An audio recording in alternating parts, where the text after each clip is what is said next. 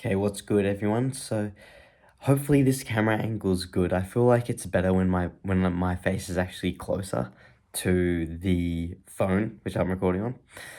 But I guess yeah, I'm open to feedback. I definitely am. I definitely am. We're really up close and personal right now. It's like we're having a real face-to-face conversation, getting into the nitty-gritty, as they say.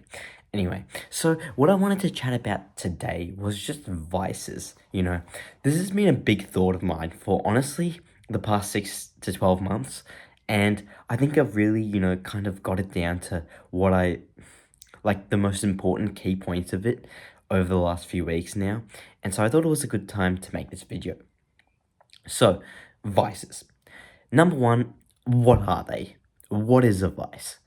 So, when we're saying vices, when we're talking about this, we're really just talking about, a weakness. And again, I'm talking about this in the context of, say, like, academics, studying, but it can be applied to anything in life. It really can. So I'm just gonna like use examples of that pretty strictly in this video, just like, yeah, studying and everything. But again, can be applied to everything. Okay, so yeah, so a vice is basically, as I've got on my notes on my laptop behind me, a vice is, a weakness, and it's really something that consistently holds you back. And it really is a big preventer of, it was a big gap between, you and you being your best, It's just, yeah, it's a consistent thing. It's not a one-off. It's definitely not. Okay, so yeah, hopefully that's a good definition for you guys. Now, why should you become aware of this? Are you aware of your own vices? Number one. Sorry. Okay, so number one, well, number two actually, because the first one was number one, the definition. Now, number two. So, you, I would say you should certainly become aware of your vice because, you should at least know it's an area of growth for you, even if you don't address it fully and like try to put a lot of time into improving it, which I'll get on to later in this video, why that may not be the actual best strategy for you to do. But I would say, you should become aware of it and try to put at least a little bit of effort in to try to get yourself out of that hole that your vice has created. Now, again, okay, so say in the context of studying. So again, I do a lot of tutoring and everything, and, I've tutored many students over the course of how long I've been doing it, probably somewhere between 50 to 100. So, I'm gonna say from a few experiences that I've had, but again, no one's gonna know. I'm sure they're not watching this video, anyone that I've tutored, but even if they were, no one's gonna know who I'm talking about. Like, this has been over the course of like 3 years, and I've, yeah, probably tutored somewhere between 50 to 100 people. Yeah. Anyway, so I wanted to talk about three people. One is myself, and two is two other students, which I've had. So I'll get into, say, one student first. Okay, so the first person, so this person, so she has always been kind of like bad at, or not bad, but an area of improvement for this person is certainly like coming on time to lessons, so really just managing their time well and being prepared with, content for the lesson, not, lagging behind with the weeks behind work, like if I set homework the week before, then by the time the next week rolls around, really should be prepared, kind of. Like, that's what pretty much all my other students do. And that's kind of the expectation, which we've gone over a few times. But again, that's just this person's vice. And probably also adding to that, communication skills. A lot of the time, they probably just are a little bit slower. And even kind of almost the way they present themselves. I probably shouldn't be talking about presentation because, as you can see, I'm on my phone, 3 centimeters away from my camera. But anyway, I am. So I would say, like, presentation's not a massive issue, but it's just like when we're on Zoom, doing it, a lot of the time they'll just like put their camera like all the way up, so I can't even see their face. So it's a bit like who am I even tutoring right now? Like your roof or something. So you can't really explain concepts that well to a roof or something like that. So just something small like that. Okay, and yeah, the next student I wanted to go on to. So he really kind of lacks perseverance and critical thinking. So, yeah, with this person, like, a lot of the time we'll be going through work and they'll just be like, or we're going through a question And he just gets to a point where he's like, yeah, I don't know. And I'm like, look, you've just got to go a step further and just like dig deeper. You can't just say you don't know and give up. If it was a one-off, maybe, sure. But this has been kind of a reoccurrence, week to week, pretty much. And so that's really this person's vice, and it's something that's really holding this person back from just, putting their head down and saying, hey, I'm not going to accept failure on this. Well, I can accept failure, but I'm not going to accept a lack of effort. And I think, yeah, that's something probably that's going to hurt this person with their academia in the short term at least, if they don't rectify it. So, yeah, if that person could just, power on and get past that initial first wall, thinking, I can't do this, and keep pushing a little bit more, like pretty much most other students do, then they'd be, in a lot better place, I would say, to do a lot better. Okay, so those were two of my students. Then obviously I wanted to go through myself because, I'm not without my faults either. So for me personally, I think as I'm reading behind on my laptop, a big vice that I have is I lack speed in completing tasks, Like, I'll spend, like, 3 or 4 hours on one task just because, I don't know, I just take forever to do it. Like, for some reason, my brain, sorry, just ticks very slowly. It really does. Even though I think the quality of my work can be pretty good, it just takes a while for me to get there. It really does. And so, again, it means I've kind of got to put in a lot more hours than other people to get the same result, albeit maybe the quality is potentially a little bit higher, because I think that's something I definitely pride myself on.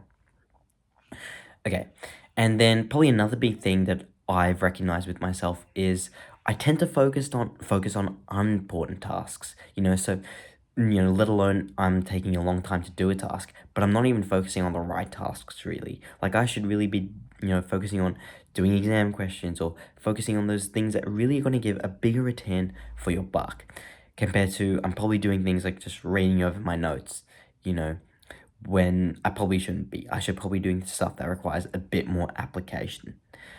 And yeah, I don't know why I do this stuff. I really don't. It's kind of difficult, like you can always say like you should be doing this or should be doing that, but it's just always a bit difficult. Like, you just always end up in that situation year after year after year, day after day after day. I don't really know why it is, but it kind of just is like that. And so yeah, those are two things I've definitely recognized with me, which I certainly want to improve with myself. Okay. Now, going on from there. So again, so everyone's got advice. You can probably just take a few seconds, few minutes, whatever, to think about your own. Again, in academia and your learning and everything, say it's schoolwork, uni work, whatever it may be, but also in wider life. Everyone's got advice in content consumption, in exercising, in going to sleep on time, whatever it may be. Everyone's got heaps of vices. Everyone does. So yeah, the next thing I wanted to talk about, which again did link with something I talked about a few minutes ago, but yeah, this was, should you focus on improving your vice? So I would say yes, but not to the extent that you might think. Because if you improve your vice, like say on a scale of 1 to 10, like a scale, if you're at a 10 for something, like you're world class, like you're pretty much on like a national, international level, like you're really, really, really good at it. So most people say at something maybe like a 6 or a 7 that are good at it, and say for their vices, they're probably like a 1 or a 2 out of 10. They're like, they've got a lot to be desired there, certainly, for their vice. So, if they're getting their vice up, you can close a lot of that gap pretty quickly and get up to, a 4, 5, 6 out of 10 to kind of be in that average range, to, yeah, again, close that gap. And yeah, through focusing on that more. So again, for me, say that's like, or say for my students, one of my students who I just mentioned, that was, say, taking that next step and not just like waving the white flag and saying, oh, I can't do this, that's critically thinking a bit more for him. So say that, this person spent a little bit more time on that. That would be great. And they would, reap a lot of benefits from that. However, this person, again, that I was talking about, is always like good at communication, really good at communication, really good at like always being on time and everything. And just pretty much everything else. They're really good at.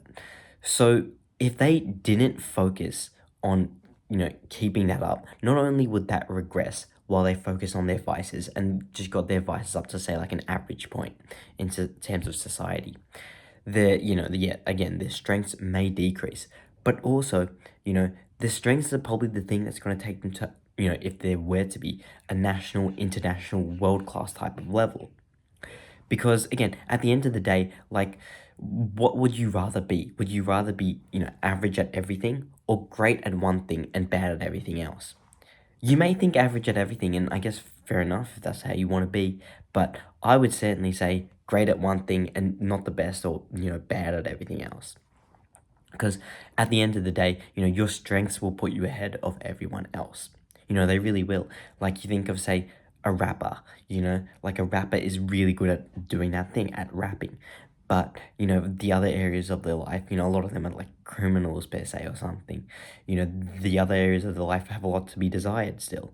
But because of one area is so good, they can get by and live an amazing life. Same as, say, a sports person, or same as, the person that stays inside and studies all day. They may be extremely smart, but the other areas of their life have a lot to be desired still. Okay, so yeah, just getting your vices or your weaknesses up to par. I think if you can put in a little bit of work, which again, because of the law of diminishing returns, to only get up to average is actually not too bad. They say, that you get 80% of the gains in the first 20 hours of doing an activity. And then to get that rest of the 20% after the first 80 takes, a lifetime or whatever, or, a really long time. So you can just put in a little bit of work on your vices and get most of the gap back. And at that point, they're not even really a vice anymore. You just average at them. And so that's pretty much fine.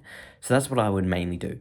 Like, for me, I think that's going to certainly be a focus for the next little bit, I guess. I'm not going to make it a long-term focus because, again, I'd rather focus on my strengths of, I feel like my work comes out to be a pretty high quality. I feel like I try to be a good communicator. I think I am a good communicator, hopefully good speaker. I don't really say ums and ahs if you watch my videos, for the most part at least. I am certainly may say and I may err and say an or an ah here or there, but for the most part I don't. And yeah, that's pretty much that. I think those are some of my strengths, and I think if I was to get to a world class level with them per se, that's probably what would carry me there. Those type of things, rather than you know lacking speed, rather than like being the fastest worker ever. Because I may never do that, and that's okay with me. But I think I can be really great at those other things that I mentioned. So that's just kind of what I think about with them. Hopefully that makes sense. Any other things that I've been doing today? Well, it's almost dark, as you can see, so hopefully you guys can still see me well on camera right now. It's a Friday afternoon. I've been at home most of the day. I went out just for a run type of thing a bit before with my football. Sadly, I lost my football.